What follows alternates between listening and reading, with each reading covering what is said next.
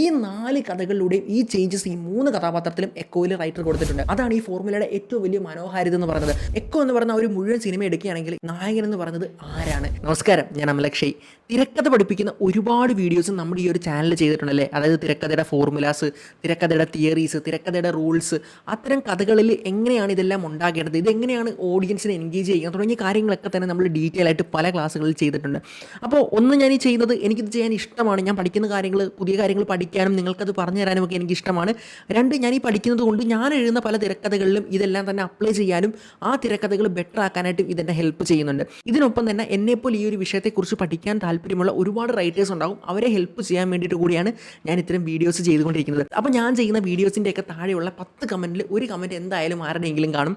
ഇതൊക്കെയെന്ന് പറയുന്ന റൂൾസും ഫോർമുലയൊന്നും വെച്ച് ചെയ്യേണ്ട കാര്യങ്ങളല്ല. ഇതൊക്കെയെന്ന് പറയുന്ന പ്യുവർ ക്രിയേറ്റിവിറ്റിയാണ്, ഒരു കലാകാരൻ്റെ കഴിവാണ്. റൂൾസൊക്കെ വരികയാണെങ്കിൽ ഇതിനെ അങ്ങ് പിടിച്ച് കെട്ടി നിർത്തുമെന്നൊക്കെ പറഞ്ഞിട്ട് പല ആൾക്കാരും കമൻറ്റ് ചെയ്യാറുണ്ട്. അപ്പോൾ അത്തരക്കാരോട് എനിക്ക് പറയാനുള്ളത്, ഞാൻ പറയുന്നില്ല, അണ്ണൻ പറയുന്നത് കേട്ട് നോക്ക്. With the act structure, with this 180-degree rule, இது எது உடைக்கணும் உடைக்கூடாது முன்னாடி அதை தெரிஞ்சுக்கணும். நம்ம எதையுமே உடைக்கிறதுக்கு முன்னாடி எதுக்கு அதை ஃபாலோ பண்றாங்கன்னு தெரிஞ்சுட்டு அப்புறம் உடைக்கலாம், உடைக்காம இருந்துட்டு போகலாம். ഇത് തന്നെയാണ് എനിക്കും പറയാനുള്ളത്. അതായത് നിങ്ങൾക്ക് കുറേ ക്രിയേറ്റിവിറ്റി ഉണ്ട്, നിങ്ങൾക്ക് കുറേ കഴിവുകളുണ്ട്, എല്ലാം നല്ലതാണ്. പക്ഷേ അതിനപ്പുറത്തേക്ക് ഈ റൂളുകളൊക്കെ ഉണ്ടാക്കിയിരിക്കുന്നത് മണ്ടന്മാരല്ല, നല്ല രീതിയിൽ നോളജുള്ള പല റൈറ്റേഴ്സും ഒരുപാട് നാളത്തെ എഫേർട്ട് എടുത്ത് കണ്ടുപിടിച്ചിട്ടുള്ള സാധനങ്ങളാണ്. അപ്പോൾ അതിൻ്റെ പിന്നിലെല്ലാം തന്നെ പ്രൂവൺ ആയിട്ടുള്ള പല തിയറീസും കാര്യങ്ങളുമുണ്ട്. അപ്പോൾ അതൊക്കെ പഠിച്ചിട്ട് എന്തിനാണ് ആ റൂൾസ് ഒന്ന് മനസ്സിലാക്കിയിട്ട് അതിനുശേഷം നിങ്ങൾ നിങ്ങളുടെ ക്രിയേറ്റിവിറ്റി ഉപയോഗിച്ചുകൊണ്ട് അത് ബ്രേക്ക് ചെയ്യാൻ, അത്ര മാത്രമേ ഞാനും പറയുന്നുള്ളൂ. അപ്പോൾ ഇന്ന് ഞാൻ ഈ ഒരു വീഡിയോ ചെയ്യാൻ കാര്യം എന്താണെന്ന് വെച്ച് കഴിഞ്ഞാൽ, കഴിഞ്ഞ ദിവസമാണ് ഞാൻ എക്കോ എന്ന് പറയുന്ന ഒരു മലയാള സിനിമ തിയേറ്ററിൽ പോയി കണ്ടത്. അപ്പോൾ കണ്ട സമയത്ത് എനിക്ക് ഭയങ്കര സന്തോഷമുണ്ടായി. കാരണം ഞാൻ ഈ പറഞ്ഞ കാര്യങ്ങളൊക്കെ തന്നെ, അതായത് നമ്മൾ ഈ പറയുന്ന ഫണ്ടമെൻ്റൽ റൂളുകളുണ്ടല്ലോ, ഈ റൂളുകളൊക്കെ എടുത്ത് വെച്ചിട്ട് വളരെ ഭംഗിയായിട്ട് അതിന് പുറത്ത് അവരുടെ ക്രിയേറ്റിവിറ്റി അപ്ലൈ ചെയ്തുകൊണ്ടാണ് അതിൻ്റെ റൈറ്റർ ആ ഒരു സിനിമ അവതരിപ്പിച്ചിട്ടുള്ളത്. അപ്പോൾ അത് എങ്ങനെയാണെന്ന് നിങ്ങൾക്ക് പറഞ്ഞ് പഠിപ്പിച്ച് തരണമെന്ന് കരുതി അതുകൊണ്ടാണ് ഇന്ന് ഈ ഒരു വീഡിയോ ചെയ്യുന്നത്. അപ്പോൾ എക്കോയിലേക്ക് നമ്മൾ നോക്കുകയാണെങ്കിൽ പല ഫോർമുലാസും പല തിയറീസും അതിൽ ഉപയോഗിച്ചിട്ടുണ്ട്. അപ്പോൾ ഞാൻ എല്ലാം ഒന്നും എടുക്കുന്നില്ല, പകരം ഒരു തിയറി എടുത്തിട്ട് ആ ഒരു തിയറി അടിസ്ഥാനപ്പെടുത്തിക്കൊണ്ട് അതെങ്ങനെയാണ് ആ പറയുന്ന ആ ഒരു ഫോർമുല അല്ലെങ്കിൽ ആ ഒരു റൂൾസ് എല്ലാം അതിൽ അപ്ലൈ ചെയ്തത്, അതിലെന്ത് ക്രിയേറ്റിവിറ്റിയാണ് ഇവർ കൊണ്ടുവന്നതെന്നൊക്കെ തന്നെയാണ് നമ്മൾ നോക്കാനായിട്ട് പോകുന്നത്. അങ്ങനെയാണെങ്കിൽ എക്കോ മൂവിയിൽ യൂസ് ചെയ്തിട്ടുള്ള ആ ഒരു തിയറി എന്താണെന്ന് ചോദിക്കുകയാണെങ്കിൽ, അമേരിക്കയിലെ പ്രശസ്ത സ്ക്രീൻ റൈറ്റർ ആയിട്ടുള്ള ജോൺ റൂബി അദ്ദേഹത്തിൻ്റെ അനാട്ടമി ഓഫ് സ്റ്റോറി എന്ന് പറയുന്ന പുസ്തകത്തിൽ പറഞ്ഞിട്ടുള്ളൊരു തിയറി ഉണ്ട്. അതാണ് ദ ക്യാരക്ടർ ചേഞ്ച് എന്ന് പറയുന്നത്. അതായത് നിങ്ങളുടെ സിനിമയിൽ ഒരു ക്യാരക്ടർ, ഒരു പ്രൊട്ടാഗണിസ്റ്റ് അല്ലെങ്കിൽ ഒരു ഹീറോ ഉണ്ടെങ്കിൽ ആ ഒരു ഹീറോയുടെ ക്യാരക്ടറിൽ ചേഞ്ച് സംഭവിച്ചിരിക്കണമെന്നാണ് അദ്ദേഹം പറയുന്നത്. അപ്പോൾ ഇതിന് വേണ്ടിയിട്ട് അദ്ദേഹം ഒരു ഫോർമുല തന്നെ തന്നിട്ടുണ്ട്. അതായത് W/A=C എന്ന് പറഞ്ഞിട്ട്, അതായത് ഇവിടെ W എന്ന് പറയുന്ന ഇത്തരത്തിൽ ആ ഒരു ക്യാരക്ടറിൻ്റെ വീക്ക്നെസ് ആണെങ്കിൽ, A എന്ന് പറയുന്നത് അതിൻ്റെ ആക്ഷൻ ആണെങ്കിൽ, ഈ പറയുന്ന വീക്കായിട്ടുള്ള ക്യാരക്ടർ എടുക്കുന്ന ഒരു ആക്ഷൻ മൂലം അദ്ദേഹത്തിന് ഉണ്ടാകുന്ന ലൈഫിൽ ഉണ്ടാകുന്ന ചേഞ്ചിനെയാണ് ഇവിടെ C എന്ന് ഓദർ പറയുന്നത്. അപ്പോൾ ഇതേക്കുറിച്ചൊരു ഡീറ്റെയിൽഡ് വീഡിയോ നമ്മുടെ മുന്നിലേക്കുള്ള അഡ്വാൻസ് സ്ക്രീൻ റൈറ്റിങ്ങിൻ്റെ ക്ലാസ്സിൽ എന്തായാലും ചെയ്യുന്നുണ്ട്. അപ്പോൾ അതിൽ ഞാൻ എന്തായാലും ഡീറ്റെയിൽ ആയിട്ട് പറയുന്നതായിരിക്കും. ഇവിടെ നിങ്ങൾ ജസ്റ്റ് ഒന്ന് മനസ്സിലാക്കിയിരിക്കുക, അതായത് ഒരു ക്യാരക്ടറിന് ചേഞ്ച് സംഭവിച്ചിരിക്കണം എന്നുള്ളത്. ഓക്കെ, അങ്ങനെയാണെങ്കിൽ അതിനൊരു എക്സാമ്പിൾ കൂടി പറയുകയാണെങ്കിൽ, ഇത്തരത്തിൽ ഗോഡ് ഫാദർ സിനിമ നിങ്ങൾ കണ്ടിട്ടുണ്ടായിരിക്കും അല്ലേ. ആ ഒരു ഗോഡ് ഫാദർ എന്ന് പറയുന്ന ആ ഒരു സിനിമ തുടങ്ങുന്ന സമയത്ത് അതിലെ പ്രധാന ക്യാരക്ടറായിട്ടുള്ള മൈക്കിൾ എന്ന് പറയുന്ന കഥാപാത്രത്തിന് ഒരിക്കലും ഒരു മാഫിയയുടെ ഹെഡ് ആവണമെന്നോ അല്ലെങ്കിൽ അതിൻ്റെ തലവനാവണമെന്നുള്ള ആഗ്രഹമോ ഒന്നും തന്നെയില്ല. എന്നാൽ ആ പടത്തിൽ പല സാഹചര്യങ്ങളുണ്ടായിട്ട് അവസാനം ആ ഒരു ക്യാരക്ടറിന് ഇത്തരത്തിൽ ആ ഒരു മാഫിയയുടെ തലവനായി മാറേണ്ട അവസ്ഥ ഉണ്ടാകുന്നു. അതൊരു ലൈഫിലുണ്ടായ ഒരു ചേഞ്ച് ആണല്ലേ. ഇനി ക്യാരക്ടർ ചേഞ്ചിൻ്റെ മറ്റൊരു എക്സാമ്പിൾ പറയാനാണെങ്കിൽ, മലയാളത്തിലെ കിരീടം എന്ന് പറയുന്ന സിനിമ, ആ ഒരു സിനിമയിലേക്ക് നോക്കുകയാണെങ്കിൽ, ആ ഒരു സിനിമ തുടങ്ങുന്ന സമയത്ത് ഇത്തരത്തിൽ സേതു മാധവൻ എന്ന് പറയുന്ന കഥാപാത്രം, അദ്ദേഹം എന്താ പറയുക, ഒരു പോലീസ് ഓഫീസർ ആവാൻ ആഗ്രഹിച്ച് നല്ല രീതിയിൽ ലൈഫ് മുന്നോട്ട് കൊണ്ടുവരാൻ ആഗ്രഹിക്കുന്ന ഒരു വ്യക്തിയാണ്. എന്നാൽ അവിടെ ക്യാരക്ടറിന് ഉണ്ടായ ലൈഫ് ചേഞ്ച് എന്താണ്? അദ്ദേഹം അവസാനം ഒരു കൊലപാതകി അല്ലെങ്കിൽ ഒരു ഗുണ്ടയായി തീരുകയാണ്. അപ്പോൾ നിങ്ങൾക്ക് അനാട്ടമി ഓഫ് സ്റ്റോറിയിൽ ജോൺ റൂബി പറഞ്ഞിട്ടുള്ള ആ ഒരു ക്യാരക്ടർ ചേഞ്ച് എന്താണെന്ന് മനസ്സിലായില്ലേ? അങ്ങനെയാണെങ്കിൽ ഇവിടെ ചോദ്യം ഇതാണ്, എക്കോ എന്ന് പറയുന്നത് നമ്മുടെ മലയാള സിനിമയിൽ അതിലെ പ്രൊട്ടാഗണിസ്റ്റിന് ഇങ്ങനെ ഒരു ക്യാരക്ടർ ചേഞ്ച് ഉണ്ടാകുന്നുണ്ടോ? അങ്ങനെയാണെങ്കിൽ വീഡിയോയിലേക്ക് കടക്കുന്നതിന് മുമ്പായിട്ട് എനിക്കൊരു കാര്യം നിങ്ങളോട് എടുത്ത് പറയാനുള്ളത്, നിങ്ങൾ എക്കോ എന്ന് പറഞ്ഞ ആ ഒരു സിനിമ കാണാതെയാണ് ഇപ്പോൾ ഈ ഒരു വീഡിയോ കാണുന്നതെങ്കിൽ ഇപ്പോൾ തന്നെ നിങ്ങൾ വീഡിയോ നിർത്തിക്കോ, വീഡിയോ വാച്ച് ഫോർ ലേറ്റർ ഇട്ടിട്ട് പിന്നീട് എപ്പോഴാണോ നിങ്ങൾ എക്കോ കാണുന്നത് കണ്ടതിന് ശേഷം മാത്രം നിങ്ങൾ ഈ ഒരു വീഡിയോ കാണുക. കാരണം ഇതിനകത്ത് കുറേ അധികം സ്പോയിലേഴ്സ് വരാനുള്ള സാധ്യതയുണ്ട്. അതുകൊണ്ട് തന്നെ സിനിമ കണ്ടവർക്ക് വേണ്ടിയിട്ട് മാത്രം, സിനിമ തിയേറ്ററിൽ ഓൾറെഡി കണ്ടവർക്ക് വേണ്ടിയിട്ട് മാത്രം പഠിക്കാനും മനസ്സിലാക്കാനും വേണ്ടിയിട്ടാണ് മുന്നിലേക്ക് ഞാൻ ഈ ഒരു വീഡിയോ ചെയ്യുന്നത്. അപ്പോൾ ഒന്നുകൂടി പറയുകയാണ്, നിങ്ങൾ ആ സിനിമ കണ്ടിട്ടില്ലെങ്കിൽ നിങ്ങളുടെ ആ ഒരു ആസ്വാദനം നഷ്ടപ്പെടാതിരിക്കാൻ വേണ്ടിയിട്ട് ഇപ്പം തന്നെ വീഡിയോ കാണുന്നത് നിർത്തിക്കോളുക. അതിനുശേഷം സിനിമ കണ്ടിട്ട് മാത്രം ഈ ഒരു വീഡിയോ മുന്നിലേക്ക് കാണുക. അങ്ങനെയാണെങ്കിൽ നമുക്ക് വീഡിയോയിലേക്ക് കിടക്കാം. അപ്പോൾ ഇവിടെ പ്രധാനപ്പെട്ട ചോദ്യം എന്താണ്? അതായത് ജോൺ റൂബി പറഞ്ഞിട്ടുള്ള ആ ഒരു ക്യാരക്ടർ ചേഞ്ച് എക്കോ എന്ന് പറയുന്ന ആ ഒരു സിനിമയിലെ പ്രൊട്ടാഗണിസ്റ്റിൻ്റെ ലൈഫിൽ സംഭവിക്കുന്നുണ്ടോ ഇല്ല എന്നുള്ളതാണ്. ഓക്കെ, അങ്ങനെ സംഭവിക്കുന്നുണ്ടെങ്കിൽ തീർച്ചയായിട്ടും ആ ഒരു തിയറി അല്ലെങ്കിൽ ആ ഒരു ഫോർമുല ഇത്തരത്തിൽ ഇതിൽ യൂസ് ചെയ്യുന്നുണ്ടെന്ന് നമുക്ക് മനസ്സിലാക്കാൻ പറ്റും. അപ്പോൾ ഇവിടെ ആദ്യത്തെ പ്രധാനപ്പെട്ട ചോദ്യം എന്താണ്? എക്കോ എന്ന് പറയുന്ന ആ ഒരു സിനിമയിലെ പ്രൊട്ടാഗണിസ്റ്റ് ആരാന്നുള്ളതാണ്. അങ്ങനെയാണെങ്കിൽ ആ ചോദ്യം നമുക്ക് തൽക്കാലത്തേക്ക് മാറ്റി വെക്കാം. പ്രൊട്ടാഗണിസ്റ്റിനെ എടുത്ത് നോക്കുന്നതിന് പകരമായിട്ട് നമുക്കിവിടെ 3 ക്യാരക്ടേഴ്സിനെ എടുക്കാം. ഈ ഒരു 3 കഥാപാത്രത്തെ ബേസ് ചെയ്തുകൊണ്ടാണ് ഞാൻ ഞാൻ ഈ ഒരു കഥ മുന്നോട്ട് പറയാനായിട്ട് പോകുന്നത്. അപ്പോൾ ഈ കഥ നമ്മൾ തിയേറ്ററിൽ ഇരുന്ന് കണ്ടപ്പം നമ്മളോട് എങ്ങനെയാണോ ഈ കഥ കമ്മ്യൂണിക്കേറ്റ് ചെയ്ത് അതേ പാറ്റേണിൽ തന്നെ ഞാൻ നിങ്ങളോട് ഇത് കമ്മ്യൂണിക്കേറ്റ് ചെയ്യാനായിട്ട് പോവുകയാണ്. ഇത് കുറച്ചുകൂടെ ഈസി ആക്കുന്നതിന് വേണ്ടിയിട്ട്, നിങ്ങൾക്ക് ഇത് മനസ്സിലാവുന്നതിന് വേണ്ടി, കുറച്ചുകൂടി ഈസി ആക്കി തരുന്നതിന് വേണ്ടിയിട്ട് ഞാൻ ഈ ഒരു സിനിമയുടെ കഥയെ 4 ആയിട്ട് മുറിക്കുകയാണ്. അതായത് 4 ചെറിയ കഥകളായിട്ട് ഞാൻ പറയാനായിട്ട് പോവുകയാണ്. അങ്ങനെയാണെങ്കിൽ നമ്മൾ ആദ്യം കണ്ട കഥ എന്താണ്? അതായത് കുര്യച്ചൻ എന്ന് പറഞ്ഞ ഒരു മനുഷ്യനുണ്ടെന്നും അങ്ങനെ എന്തോ ക്രൈം ചെയ്തിട്ട് ഒളിയിൽ പോയേക്കുവാണെന്നാണ്. അദ്ദേഹത്തിന് ഒരു ഭാര്യ ഉണ്ടെന്നും ആ ഭാര്യ ഇത്തരത്തിലൊരു കുന്നിൻ്റെ മുകളിൽ അല്ലെങ്കിൽ അത്തരം ഒരു ഉയർന്ന പ്രദേശത്ത് തനിച്ച് താമസിക്കുകയാണെന്നും അവിടെ പണ്ടങ്ങാണ്ട് കുര്യച്ചൻ കൊണ്ടിട്ട് കുറേ നായ്ക്കളുണ്ട്, അത് വെറുതെ പെറ്റി ഇങ്ങനെ നടക്കുകയാണെന്നും ഈ ക്രൈം ചെയ്ത കുര്യച്ചനെ തിരക്കി കുറേയധികം പോലീസുകാർ നടക്കുന്നുണ്ട്, അയാളുടെ കുര്യച്ചൻ്റെ കുറേ ശത്രുക്കൾ നടക്കുന്നുണ്ട്. ഇതൊക്കെ കൊണ്ട് തന്നെ ആ ഒരു മ്ലാത്തിച്ചേട്ടത്തിയുടെ ലൈഫിന് ഭീഷണി ഉണ്ടാകാനുള്ള സാധ്യതയുണ്ട്. അതുകൊണ്ട് തന്നെ മ്ലാത്തിച്ചേട്ടത്തിക്ക് കൂട്ടിനായിട്ട് പീയൂഷ് എന്ന് പറഞ്ഞൊരു പയ്യനെ അവിടെ കൊണ്ട് നിർത്തിയിട്ടുണ്ടെന്നും. അങ്ങനെയാണെങ്കിൽ ഞാൻ ഇത്രയും പറഞ്ഞില്ലേ, ഇതിനെ നമുക്കൊരു ചെറിയ കഥയായിട്ട് കൺസിഡർ ചെയ്യാം. അങ്ങനെ നമ്മൾ കൺസിഡർ ചെയ്യുകയാണെങ്കിൽ ഈ ഒരു ചെറിയ കഥയ്ക്കുള്ളിൽ ആരാണ് ശരിക്കും പ്രൊട്ടാഗനിസ്റ്റ്? അങ്ങനെ നമ്മൾ നോക്കുകയാണെങ്കിൽ നമുക്ക് കാണാനായിട്ട് പറ്റുന്നത് ഇവിടെ ശരിക്കും ഒരു ഗോൾ ഉള്ളത് ആർക്കാണ്? അതായത് പീയൂഷ് എന്ന് പറയുന്ന ആ ഒരു കഥാപാത്രത്തിനാണ് ഗോൾ ഉള്ളത്. അദ്ദേഹത്തിൻ്റെ ഗോൾ എന്താണ്? ഇത്തരത്തിൽ മ്ലാത്തിച്ചേട്ടത്തെ സേഫ് ആക്കി വെക്കുക. അതായത് മറ്റ് ശത്രുക്കളിൽ നിന്നൊന്നും അവർക്ക് അപകടമൊന്നും പറ്റാതെ അവർക്ക് കൂട്ടി നിൽക്കുക, അവരെ സേഫായിട്ട് പ്രൊട്ടക്ട് ചെയ്യുക എന്നുള്ളതാണ് അയാളുടെ ഗോൾ. അങ്ങനെ നമ്മൾ നോക്കുകയാണെങ്കിൽ ഇവിടെ പ്രൊട്ടാഗനിസ്റ്റ് പീയൂഷാണ്. പീയൂഷിന് ഒരു ഗോൾ ഉള്ളതായിട്ട് കാണാൻ പറ്റുന്നുണ്ട്. അതുപോലെ കോൺഫ്ലിക്റ്റ് എന്താണ്? ഈ പറയുന്ന പോലീസുകാർ അല്ലെങ്കിൽ ഈ പറയുന്ന കുര്യച്ചൻ്റെ ശത്രുക്കൾ ഏത് നേരവും ഇത്തരത്തിൽ മ്ലാത്തിച്ചേട്ടത്തെ ആക്രമിക്കാം അല്ലേ? അപ്പോൾ ആ ഒരു സീനൊക്കെ നമ്മളെ കാണിക്കുന്നുണ്ട്. ആരോ മ്ലാത്തിച്ചേട്ടൻ്റെ വീട് തിരക്കി പോകുന്നുണ്ട്, അപ്പം പീയൂഷ് രക്ഷകനായിട്ട് പുറകിന് ഓടി ചെല്ലുന്നുണ്ട്. അങ്ങനെയൊക്കെ കുറേ സീനുകൾ നമുക്ക് കാണാൻ പറ്റും. ഇനി മ്ലാത്തിച്ചേട്ടത്തേക്ക് ഇവിടെ എന്തെങ്കിലും സംഭവിച്ചാൽ ഉണ്ടാവാൻ സാധ്യതയുള്ള സ്റ്റേക്ക് എന്താണ്? പീയൂഷിൻ്റെ ജോലി പോകാം അല്ലേ? അതുപോലെ തന്നെ ഒരു ഉത്തരവാദിത്തമില്ലാത്ത ആ ഒരു സ്നേഹിക്കുന്ന ആ ഒരു പാവപ്പെട്ട അമ്മ മരിച്ചു കഴിഞ്ഞാൽ അയാളുടെ ലൈഫും താളം തെറ്റാനുള്ള സാധ്യതയുണ്ട്. അങ്ങനെയാണെങ്കിൽ ഈ ഒരു ആദ്യത്തെ കഥ തീരുന്ന സമയത്ത് നമുക്ക് ഈ 3 കഥാപാത്രങ്ങളെ ഒന്ന് അനലൈസ് ചെയ്യാം. അതായത് ഒന്ന് പീയൂഷ് ഉണ്ട് അല്ലേ? പീയൂഷ് എന്ന് പറയുന്ന കഥാപാത്രം നല്ലവനാണോ മോശമാണെന്ന് ചോദിക്കുകയാണെങ്കിൽ ആദ്യത്തെ കഥയിൽ നിന്ന് നമുക്ക് മനസ്സിലാക്കാൻ പറ്റുന്ന എന്താണ്? പീയൂഷ് എന്ന് പറയുന്നത് നല്ലവനാണ്. അതായത് ഒരു പാവപ്പെട്ട വീട്ടിലെ പയ്യനാണ്, പൈസയ്ക്ക് വേണ്ടിയിട്ട് ഇത്തരത്തിൽ ഒരു സ്ഥലത്ത് വന്ന് താമസിക്കുകയാണ്. ആ ജീവൻ പണയം വെച്ചും തൻ്റെ ജോലി എന്താണോ മ്ലാത്തിച്ചേട്ടത്തെ രക്ഷിക്കുകയാണ്, അത് അവൻ ആത്മാർത്ഥമായിട്ട് ചെയ്യുന്നുണ്ട്, നല്ലവനാണ്. ഇനി രണ്ടാമത്തെ ക്യാരക്ടർ എന്താണ്? മ്ലാത്തിച്ചേട്ടത്തി നല്ലതാണോ മോശമാണെന്ന് നോക്കുകയാണെങ്കിൽ നമുക്ക് അറിയാൻ പറ്റുന്നത് മൃഗസ്നേഹിയായിട്ടുള്ള, പട്ടിയൊന്നും പൂട്ടിയിടരുതെന്ന് പറയുന്ന മൃഗസ്നേഹിയായിട്ടുള്ള ഒരു നല്ല ചേട്ടത്തി. അപ്പം അവരും ഗുഡാണെന്ന് നമുക്ക് മനസ്സിലായി. ഇനി നമ്മൾ മൂന്നാമത്തെ ക്യാരക്ടർ ആരാണ്? അതായത് കുരിയാച്ചനെ കുറിച്ച് നമുക്ക് ഇതുവരെ കിട്ടിയ ഇൻഫർമേഷൻ എന്താണ്? കുരിയാച്ചൻ ഒരു ക്രിമിനലാണ്, അല്ലെങ്കിൽ എന്തോ ചെയ്തിട്ട് ഉള്ളിൽ പോയിട്ടുള്ള മനുഷ്യനാണ്. കുറേയധികം ശത്രുക്കളുണ്ട്, കുറേ പേരോട് എന്തൊക്കെയോ മോശമായ കാര്യങ്ങൾ ചെയ്തിട്ടുണ്ട്, പോലീസ് വരെ അന്വേഷിച്ച് നടക്കുകയാണെന്ന് മനസ്സിലായി. അപ്പം ഇവിടെ എന്താ സംഭവിച്ചത്? കുരിയാച്ചൻ എന്ന് പറഞ്ഞൊരു മോശം ക്യാരക്ടർ അല്ലെങ്കിൽ ഒരു ഗ്രേ ക്യാരക്ടറാണെന്ന് നമുക്ക് മനസ്സിലായി. അങ്ങനെ നമ്മുടെ ആദ്യത്തെ സ്റ്റോറി ഇവിടെ തീരുകയാണ്. അങ്ങനെ തീരാൻ നേരം ആദ്യത്തെ സ്റ്റോറി തീരുന്ന സമയത്ത് കുറേയധികം ക്വസ്റ്റ്യൻസ് ഇവിടെ നിൽക്കുന്നുണ്ടല്ലേ? അപ്പോൾ എന്തൊക്കെയാണ് ക്വസ്റ്റ്യൻസ്? അതായത് ആരാണ് കുര്യച്ചൻ എവിടെയാണ് പോയിട്ടുള്ളത്? അതുപോലെ തന്നെ എന്തിനാണ് ഈ പറഞ്ഞ ആൾക്കാരെല്ലാം കുര്യച്ചനെ തേടുന്നത്? കുര്യച്ചൻ എന്ത് ക്രൈമാണ് ചെയ്തത്? ഇങ്ങനെയുള്ള കുറേയധികം ക്വസ്റ്റ്യൻസ് പ്രേക്ഷകൻ്റെ ഉള്ളിൽ, അതായത് കണ്ടുകൊണ്ടിരിക്കുന്ന നമ്മുടെ ഉള്ളിലേക്ക് ആ ഒരു തിരക്കഥാകൃത്ത് കോരിയിട്ടു. അങ്ങനെ ആ ഒരു ക്വസ്റ്റ്യൻസിൻ്റെ ഉത്തരം തേടിയിട്ട് ആൾക്കാർ ഇങ്ങനെ വെയിറ്റ് ചെയ്തിരിക്കുകയാണ്. അങ്ങനെയാണെങ്കിൽ നമുക്ക് രണ്ടാമത്തെ കഥയിലേക്ക് കടക്കാം. അപ്പോൾ നമ്മൾ ആദ്യത്തെ കഥയിൽ കണ്ട പ്രധാനപ്പെട്ട ചോദ്യത്തിൻ്റെ ഉത്തരമായിരിക്കണം രണ്ടാമത്തെ കഥയിൽ നമ്മൾ ഓഡിയൻസിന് കൊടുക്കേണ്ടത്. അവർ ഏറ്റവും കൂടുതൽ ആകാംക്ഷയോടെ കാത്തിരിക്കുന്ന ചോദ്യം എന്താണ്? ആരാണ് കുര്യച്ചൻ എന്നുള്ളത്. കാരണം ഇത്രയധികം ആൾക്കാർ കുര്യച്ചനെ തേടി നടക്കുന്നുണ്ട്. അപ്പോൾ ശരിക്കും ആരാണ് കുര്യച്ചൻ എന്നറിയണം, കുര്യച്ചൻ ചെയ്ത ക്രൈം എന്താണെന്ന് അറിയണം, കുര്യച്ചൻ നല്ലവനാണോ മോശമാണോ എന്നറിയണം.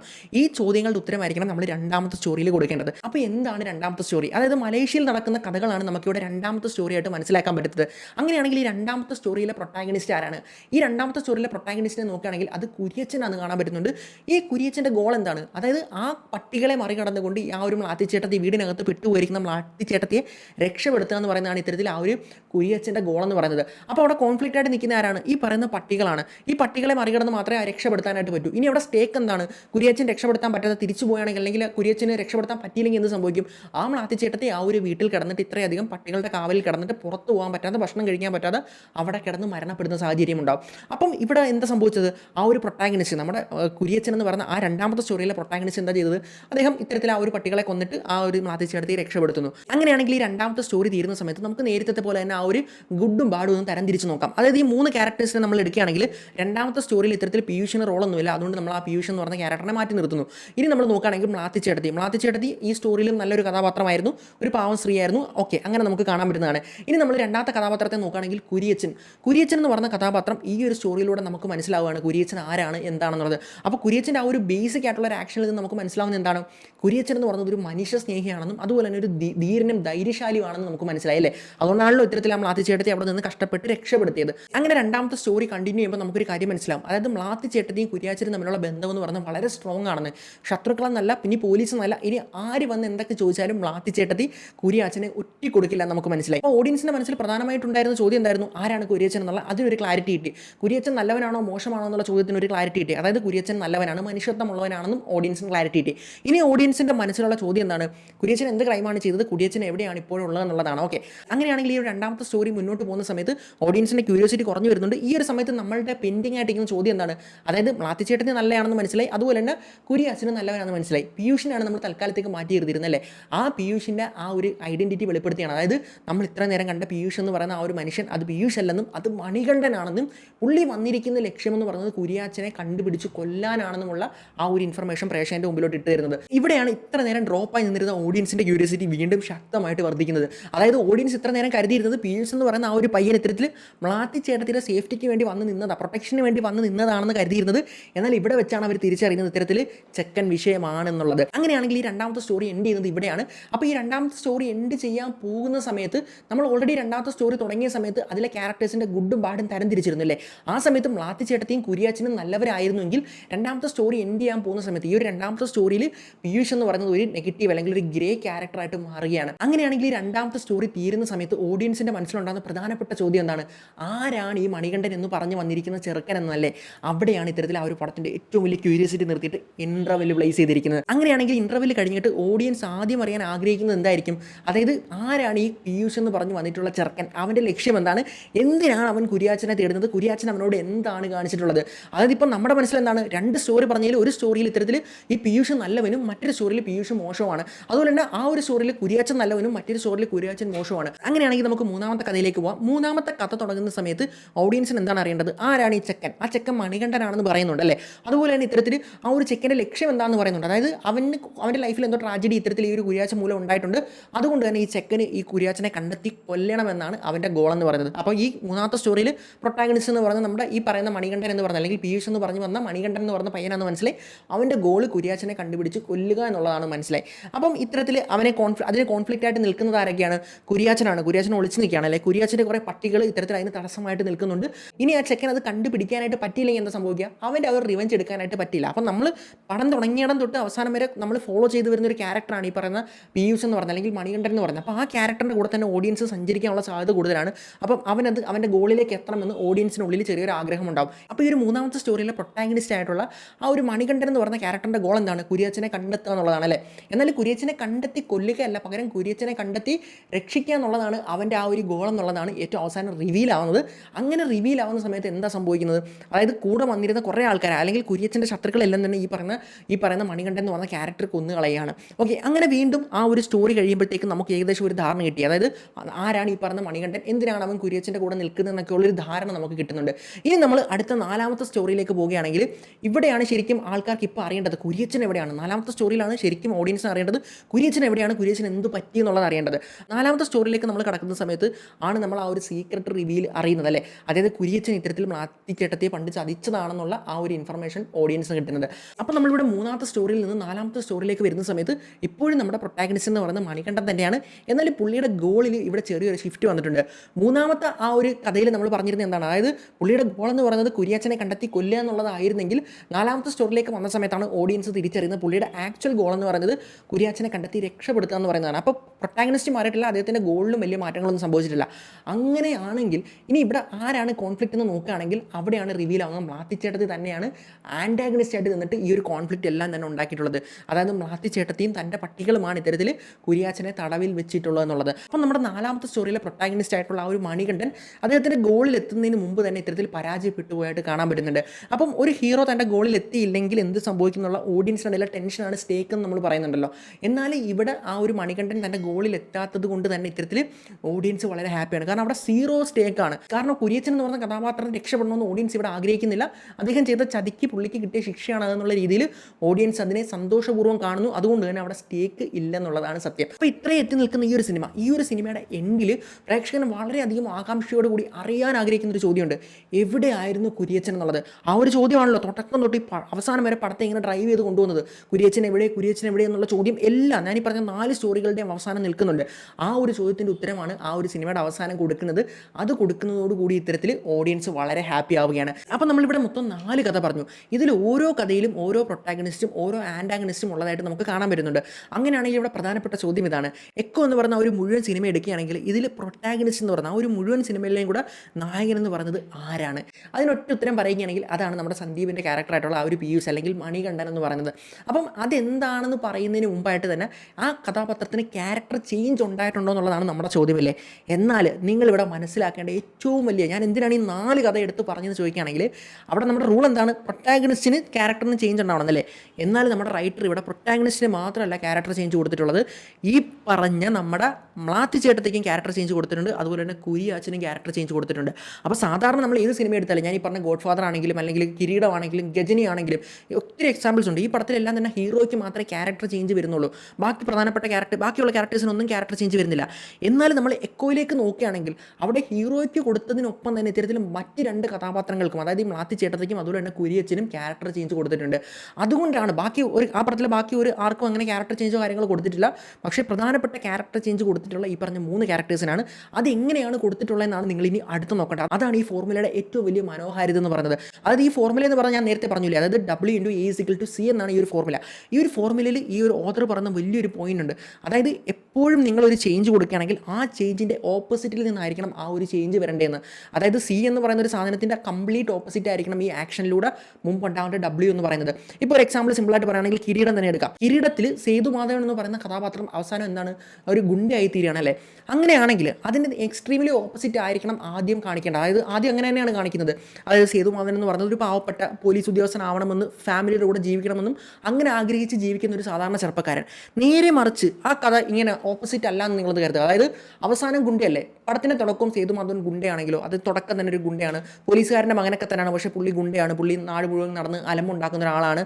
അങ്ങനെ നടക്കുന്ന ഒരാളാണ് അച്ഛന് വേണ്ടിയിട്ട് ഒരു ക്രൈം ചെയ്തിട്ട് വീണ്ടും ഗുണ്ടയായിട്ട് മാറുന്നെങ്കിലോ അവിടെ ഒരു തരത്തിലുള്ള ഫീലിങ്സും ഓഡിയൻസിനിടയിൽ വരില്ല. ഇത് ഓഡിയൻസിനിടയിൽ ഫീൽ ഉണ്ടായത് എന്താണ്? അതായത് നല്ല രീതിയിൽ ജീവിക്കാൻ ആഗ്രഹിച്ച ഒരു മനുഷ്യൻ, അവൻ പെട്ടെന്ന് അവൻ്റെ ലൈഫിൽ ചേഞ്ച് വന്നതുകൊണ്ടാണ് അവിടെ ആ ഒരു ഓപ്പോസിറ്റ് ആയതുകൊണ്ടാണ് അവിടെ ഫീൽ ഉണ്ടായത്. ഗജനിയിലേക്ക് നിങ്ങൾ നോക്കിയോ, ഗജനി എന്ന് പറഞ്ഞ സഞ്ജയ് രാമസ്വാമി നല്ലൊരു മനുഷ്യനായിട്ടില്ലേ, ഒരു വലിയൊരു സ്ഥാപനത്തിൻ്റെ ഓണറായിട്ട് നിന്നൊരു മനുഷ്യൻ പെട്ടെന്നാണ് ഇങ്ങനെ ഈ ഒരു സാഹചര്യം കൊണ്ട്, അതായത് ആ ഒരു ആക്ഷൻ ഉണ്ടായിട്ട് ഇത്തരത്തിൽ ക്യാരക്ടറിന് ചേഞ്ച് വരുന്നത്. ഈ 4 കഥകളിലൂടെയും ഈ ചേഞ്ചസ് ഈ 3 കഥാപാത്രത്തിലും എക്കോയിൽ റൈറ്റർ കൊടുത്തിട്ടുണ്ട്. അങ്ങനെയാണെങ്കിൽ ഈ 4 കഥയിൽ ഓരോ കഥയിലും എങ്ങനെയാണ് ഈ റൈറ്റർ ഈ ചേഞ്ചസ്, ഓപ്പോസിറ്റ് ആയിട്ടുള്ള ചേഞ്ചസ് അപ്ലൈ ചെയ്തിട്ടുള്ളതെന്ന് നമുക്ക് നോക്കാം. ആദ്യത്തെ കഥയിലേക്ക് നമ്മൾ നോക്കുകയാണെങ്കിൽ പീയൂഷ് നല്ലവനാണ്, മ്ലാത്തി ചേട്ടത്തി ഒരു പാവമാണ്, അതുപോലെ തന്നെ നോക്കുകയാണെങ്കിൽ കുരിയച്ചൻ ക്രിമിനലാണ്. എന്നാൽ രണ്ടാമത്തെ കഥയിലേക്ക് വരുന്ന സമയത്ത് ആദ്യത്തെ കഥയിൽ ക്രിമിനലാണെന്ന് ഓഡിയൻസ് കരുതിയിരുന്ന കുരിയച്ചൻ രണ്ടാമത്തെ കഥയിൽ ഹീറോയായി മാറുകയാണ്, മ്ലാത്തി ചേട്ടത്തെ രക്ഷപ്പെടുത്തുകയാണ്. ഓക്കെ, നേരെ ഓപ്പോസിറ്റ് ആണ് സംഭവിച്ചത് അല്ലേ. ഇനി നമ്മൾ നോക്കുകയാണെങ്കിൽ ആദ്യത്തെ കഥയിൽ ഹീറോയാണെന്ന് വിശ്വസിച്ച് അല്ലെങ്കിൽ നല്ല പ്രൊട്ടാഗണിസ്റ്റ് ആയിട്ട് മ്ലാത്തി ചേട്ടത്തെ രക്ഷപ്പെടുത്താൻ ഇരിക്കുന്നു എന്ന് കരുതിയിരുന്ന പീയൂഷ് രണ്ടാമത്തെ കഥയിലേക്ക് വന്ന സമയത്ത് നേരെ അതിന് ഓപ്പോസിറ്റ് ആയിട്ട് മാറുകയാണ്, നേരെ വില്ലനായി മാറുകയാണ്. ഇനി മൂന്നാമത്തെ കഥയിലേക്ക് വരികയാണെങ്കിലോ ഓഡിയൻസ് ഇവിടെ കൺഫ്യൂഷനായി. അതായത് പീയൂഷും അതുപോലെ തന്നെ കുരിയച്ചനും രണ്ടുപേരും ഒരു ഗ്രേയിൽ നിൽക്കുകയാണ്. ആരാണ് നല്ലവൻ ആരാണ് മോശം എന്നറിയില്ല. അപ്പോഴും ഇവിടെ നല്ല പിള്ളയായിട്ട് നിൽക്കുന്ന ആരാണ്? മ്ലാത്തി ചേട്ടത്തിയാണ്. എന്നാൽ നമ്മൾ 4ാമത്തെ കഥയിലേക്ക് വരുന്ന സമയത്ത് പീയൂഷും മോശമാണെന്ന് മനസ്സിലാക്കുന്നു, കുരിയച്ചനും മോശമാണെന്ന് മനസ്സിലാക്കുന്നു. ഇവിടെ ഏറ്റവും പ്രശ്നക്കാരി അല്ലെങ്കിൽ 4ാമത്തെ കഥയിലെ ആൻറ്റാഗണിസ്റ്റ് ആയിട്ട് മാറിയതാരാണ്? മ്ലാത്തി ചേട്ടത്തിയാണ്. അപ്പോൾ ആദ്യത്തെ കഥയിലും 2ാമത്തെ കഥയിലും 3ാമത്തെ കഥയിലും നല്ല പിള്ളയായിട്ടിരുന്ന മ്ലാത്തി ചേട്ടത്തി 4ാമത്തെ കഥയായപ്പോഴത്തേക്കും ആ ഒരു ക്യാരക്ടർ ചേഞ്ച് സംഭവിച്ചിട്ട് ഇത്തരത്തിൽ മോശം അല്ലെങ്കിൽ നെഗറ്റീവ് ക്യാരക്ടറായിട്ട് അല്ലെങ്കിൽ ഈ പണിയെല്ലാം ഒപ്പിച്ച് വെച്ചിട്ട് വില്ലത്തിയായിട്ട് മാറുകയാണ്. അപ്പോൾ നിങ്ങൾക്ക് ഈ കഥയിലുണ്ടായിട്ടുള്ള ക്യാരക്ടർ ചേഞ്ചസ് കണ്ടോ? അതായത് ഇവിടെ ഓദർ പറഞ്ഞിരുന്നത് നിങ്ങളുടെ ഹീറോ ആരാണോ അവർക്ക് ക്യാരക്ടർ ചേഞ്ച് കൊടുക്കണമെന്ന് പറഞ്ഞ സമയത്ത് ഇവിടെ ഇതിൻ്റെ റൈറ്റർ, അതായത് ഈ പറഞ്ഞ എക്കോയുടെ റൈറ്റർ അദ്ദേഹത്തിൻ്റെ ക്രിയേറ്റിവിറ്റി ഉപയോഗിച്ചുകൊണ്ട് കൂടുതൽ ഓഡിയൻസിനെ എൻഗേജിങ് ആക്കാൻ വേണ്ടിയിട്ട് ആ ഹീറോയ്ക്ക് മാത്രമല്ല, അതായത് പ്രൊട്ടാഗണിസ്റ്റ് ആയിട്ടുള്ള ആ ഒരു സന്ദീപിൻ്റെ ക്യാരക്ടറിന് മാത്രമല്ല പകരം പ്രധാനപ്പെട്ട മറ്റ് 2 ക്യാരക്ടേഴ്സിനും ഈ ചേഞ്ച് കൊടുത്ത് ഈ ഒരു റീസൺ കൊണ്ട് തന്നെ നിങ്ങൾക്ക് ആരാണ് പ്രൊട്ടാഗണിസ്റ്റ് എന്നുള്ള ആ ഒരു ഇമ്പോർട്ടൻസ്, അതായത് 3 പേർക്ക് ഇമ്പോർട്ടൻസ് ഉള്ളത് കൊണ്ട് തന്നെ ആരാണ് പ്രൊട്ടാഗണിസ്റ്റ് എന്ന് മനസ്സിലാക്കാൻ പറ്റാത്തൊരു സാഹചര്യം ഉണ്ടാകുന്നു. അപ്പോൾ ഇവിടെ നിങ്ങൾ മനസ്സിലാക്കേണ്ടത് ഇവിടെ പടത്തിൻ്റെ തുടക്കം തൊട്ട് തന്നെ അവസാനം ഒരു ഗോളിലൂടെ അല്ലെങ്കിൽ കൃത്യമായിട്ടൊരു ഗോളിലൂടെ യാത്ര ചെയ്യുന്ന ഈ പറയുന്ന നമ്മുടെ പീയൂഷാണ്. അതുകൊണ്ടല്ല അല്ലെങ്കിൽ മണികണ്ഠനാണ്. അതുകൊണ്ട് തന്നെ പുള്ളി നമുക്കിവിടെ പ്രൊട്ടാഗണിസ്റ്റ് ആയിട്ട് കൺസിഡർ ചെയ്യാം. എന്നിരുന്നാൽ പോലും പ്രൊട്ടാഗണിസ്റ്റിന് ഉണ്ടായിരിക്കേണ്ട ഒരു ക്വാളിറ്റി അത് ഈ 2 ക്യാരക്ടേഴ്സിനും ഈ പറയുന്ന കണക്ക് റൈറ്റർ കൊടുത്തിട്ടുണ്ട്. അപ്പോൾ നിങ്ങൾക്ക് മനസ്സിലായില്ലേ, അതായത് ഇവിടെ റൂൾസ് വൃത്തിയായിട്ട് ഫോളോ ചെയ്തിട്ടുണ്ട്. അതിൻ്റെ കൂടെ തന്നെ ഇത്തരത്തിൽ ആ ഒരു റൈറ്റർ അയാളുടെ ക്രിയേറ്റിവിറ്റി അപ്ലൈ ചെയ്തിട്ട് കൂടുതൽ അതിനെ എൻഗേജിങ് ആക്കിയിട്ടുണ്ട്. അപ്പോൾ എനിക്കിത് കണ്ടപ്പോൾ ഭയങ്കര സന്തോഷമുണ്ടായി. ഇങ്ങനത്തെ ഈ ഒരു രീതിയിൽ ആ റൂൾസൊക്കെ പഠിച്ചിട്ട് അതിനെ വൃത്തിയായിട്ട് ചെയ്യുന്ന ഒരു റൈറ്റർ എന്നെ കണ്ടപ്പോൾ ശരിക്കും ഹാപ്പിനെസ് ഉണ്ടായി. അപ്പോൾ ഇത് മാത്രമല്ല കുറേയധികം റൂൾസുകളും മറ്റ് കാര്യങ്ങളൊക്കെ വെച്ചിട്ട് നല്ല രീതിയിലാണ് അതിൻ്റെ സ്ക്രീൻ പ്ലേ ചെയ്തിട്ടുള്ളത്. അപ്പോൾ ഞാൻ ഈ ഒരു റൂൾ മാത്രം എടുത്ത് അല്ലെങ്കിൽ ഈ ഒരു ഫോർമുല മാത്രം എടുത്ത് നിങ്ങളെ പഠിപ്പിച്ചത് നിങ്ങൾക്ക് മനസ്സിലാക്കാൻ വേണ്ടി, ഇതിൻ്റെ ആ ഒരു പ്രാധാന്യം മനസ്സിലാക്കാൻ വേണ്ടിയിട്ട് മാത്രമാണ്. അപ്പോൾ ഇനിയും പല ഫോർമുലാസ് എടുത്ത് ചെയ്യുകയാണെങ്കിൽ വീഡിയോയുടെ ലെങ്ത് കൂടുമെന്ന് കരുതിയിട്ടാണ് ഈ ഒരൊറ്റ ഫോർമുല എടുത്തത്. അപ്പോൾ നിങ്ങൾക്ക് എങ്ങനെയാണ് ഈ കാര്യങ്ങളൊക്കെ ചെയ്യുന്നതെന്ന് നല്ല രീതിയിൽ മനസ്സിലായെന്ന് വിശ്വസിക്കുന്നു. അപ്പോൾ നിങ്ങൾക്ക് ഈ ഒരു ഫോർമുലയുടെ കാര്യത്തിൽ എന്തെങ്കിലും തന്നെ ഡൗട്ട് ഉണ്ടെങ്കിൽ നിങ്ങൾ പേടിക്കേണ്ട ആവശ്യമില്ല. മുന്നിലേക്കുള്ള അഡ്വാൻസ് സ്ക്രീൻ റൈറ്റിംഗിൽ എന്തായാലും നമ്മൾ ഈ ഒരു ടോപ്പിക്ക് കവർ ചെയ്യുന്നുണ്ട്. അപ്പോൾ അതുകൊണ്ട് നിങ്ങൾ പേടിക്കേണ്ട ആവശ്യമില്ല. അതിൽ നമ്മൾ ഡീറ്റെയിൽ ആയിട്ട് തന്നെ എല്ലാ കാര്യങ്ങളും പറയുന്നുണ്ട്. അതുപോലെ തന്നെ എനിക്ക് സ്ട്രൈക്കിംഗ് ആയിട്ട് ആയിട്ട് തോന്നിയൊരു കാര്യം എന്താണെന്ന് വെച്ചാൽ മിക്ക സിനിമകളിലും പ്രൊട്ടാഗനിസ്റ്റ് ഉണ്ടാവും, പ്രൊട്ടാഗനിസ്റ്റ് ഒരു ഗോൾ ഉണ്ടാവും, അദ്ദേഹം ആ ഒരു ഗോൾ അച്ചീവ് ചെയ്യുന്നിടത്തായിരിക്കും പടം തീരുന്നത്. എന്നാൽ ഇത് നേരെ ഒന്ന് തിരിച്ചിട്ടുണ്ട്. അതായത് പ്രൊട്ടാഗനിസ്റ്റിനേക്കാളും ആൻറ്റാഗനിസ്റ്റിനെ ജയിപ്പിച്ചുകൊണ്ട് പ്രൊട്ടാഗനിസ്റ്റ് തോൽക്കണമെന്ന് ഓഡിയൻസിനെ അവർ ആഗ്രഹിപ്പിച്ചുകൊണ്ട് സ്റ്റേക്ക് 0 ആയിട്ട് ആ ഒരു പടത്തെ കൊണ്ടുവന്നു. അപ്പോൾ ഇതിൻ്റെ മുഴുവൻ ആ ഒരു അറേഞ്ച്മെൻറ്റ്സ് അങ്ങനെ ചെയ്തത് കൊണ്ടാണ് അത് നല്ല വൃത്തിയായിട്ട് ചെയ്യാനായിട്ട് പറ്റിയിട്ടുള്ളത്. അപ്പോൾ ഞാൻ ഒന്നുകൂടി പറയുന്നു, ഈ ഫോർമുലകളൊക്കെ നിങ്ങൾ വൃത്തിയായിട്ട് പഠിച്ച് മനസ്സിലാക്കിയതിന് ശേഷം നിങ്ങളുടെ ക്രിയേറ്റിവിറ്റി അപ്ലൈ ചെയ്തുകൊണ്ട് നിങ്ങൾ തീർച്ചയായിട്ടും ഇതിലും നല്ല രീതിയിൽ, അതായത് ഇപ്പോൾ എക്കോയെക്കാളുമൊക്കെ നല്ല രീതിയിൽ നല്ല നല്ല സ്ക്രീൻ പ്ലേകൾ നമുക്ക് എഴുതാനായിട്ട് പറ്റും. നമ്മൾ ഹാർഡ് വർക്ക് ചെയ്യുക, ഹാർഡ് വർക്ക് ചെയ്ത് പഠിച്ച് കഴിയാമെങ്കിൽ നിങ്ങൾക്ക് തീർച്ചയായിട്ടും ഇതിൽ നല്ല സ്ക്രീൻ പ്ലേകൾ ചെയ്യാനും അത് പ്രൊഡക്ഷൻ കമ്പനികളിലേക്ക് എത്തിക്കാനും സിനിമയാക്കാനും ഒക്കെ പറ്റുന്നതാണ്. ഞാൻ നിങ്ങൾക്കൊപ്പം ശ്രമിച്ചുകൊണ്ടിരിക്കുകയാണ്. എനിക്ക് പറ്റുന്ന എല്ലാ കാര്യങ്ങളും, ഞാൻ പഠിക്കുന്ന കാര്യങ്ങളെല്ലാം തന്നെ ഇവിടെ വന്ന് നിങ്ങൾക്ക് ഫ്രീ ആയിട്ട് പറഞ്ഞു തരുന്നതായിരിക്കും. അപ്പോൾ വീഡിയോ എല്ലാവർക്കും തന്നെ ഉപകാരപ്പെട്ടു എന്ന് വിശ്വസിക്കുന്നു. അടുത്തൊരു വീഡിയോയിൽ കാണുമ്പോഴേക്കും